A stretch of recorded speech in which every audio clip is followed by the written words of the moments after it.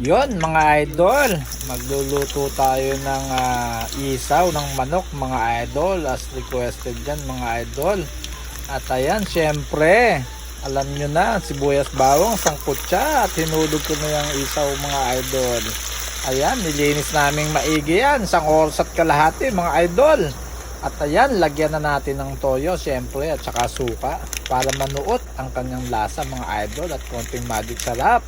At syempre, bitchin mga idol, konting bitchin. Ayan mga idol, hanggang sa matuyo siya mga idol. At ayan, nagpainit ulit tayo ng isang pan mga idol.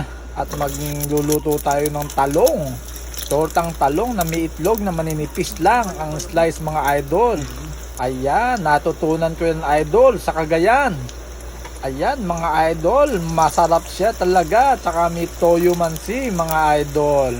At ayan, malapit nang matuyo mga idol yung ating adobong isaw mga idol. Ayan na siya, nagmantika na mga idol. At ayan na ang finished product mga idol. Ayan, sigurado mapaparami na naman ang kain natin mga idol. Ayan, toyo sili, kalamansi. At syempre, pangontra sa high blood mga idol. Salamat, bye bye!